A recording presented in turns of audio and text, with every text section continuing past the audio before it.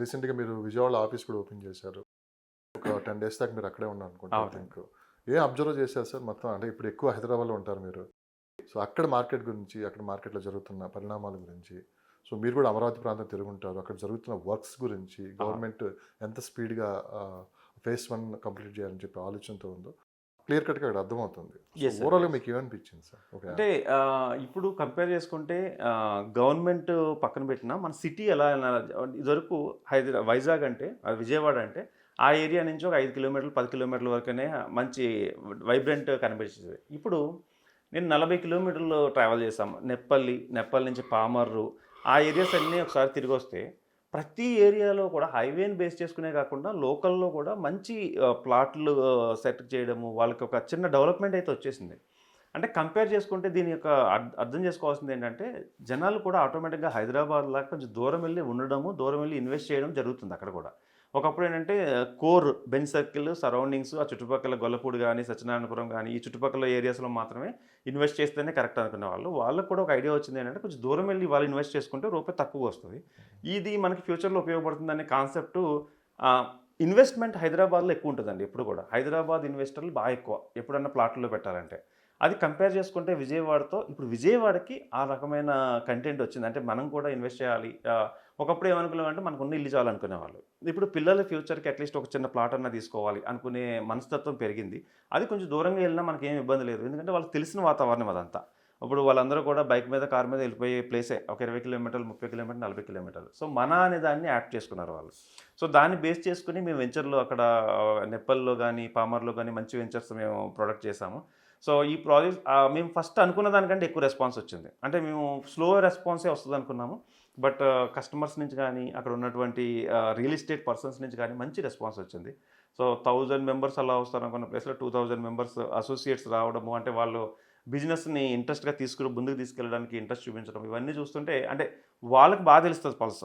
So, వాళ్ళ పల్స్‌ని చూస్తే అనిపించిందంటే, ఆ ఏరియాస్‌లో మంచి ప్రొడక్టివిటీ ఉంది. అంటే ఆ ఏరియాస్‌కి సేలబుల్ కంటెంట్ ఉందనిపించింది.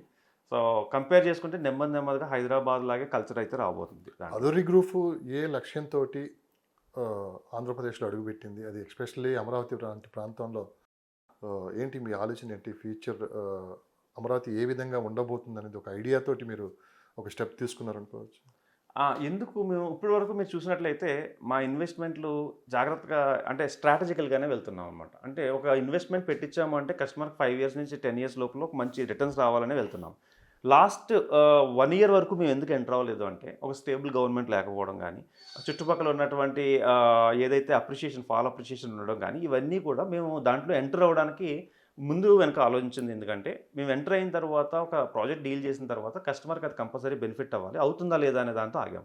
ఇప్పుడేంటంటే మచిలీపట్నం వరకు ఒకవేళ పోర్ట్ ఎక్స్‌పాండ్ చేసి తెలంగాణకి పోర్ట్ ఇస్తామని అన్నారు. సో, అలాంటి డైపోర్ట్ కనుక తెలంగాణ నుంచి మచిలీపట్నం వరకు వెళ్తే, ఆ ఏరియా అంతా కూడా 100% మంచి రిటర్న్స్ వచ్చే ల్యాండ్సే తీసుకుంటున్నాం.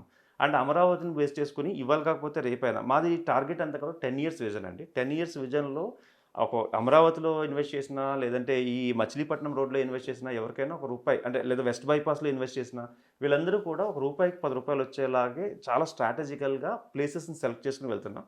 అంటే మాకనిపించింది ఏంటంటే ఒక 10 ఇయర్స్‌లో వీళ్ళందరికీ కూడా ప్లాట్ మీద ఇన్వెస్ట్ చేసిన వాళ్ళకి మంచి రిటర్న్స్ వస్తాయి.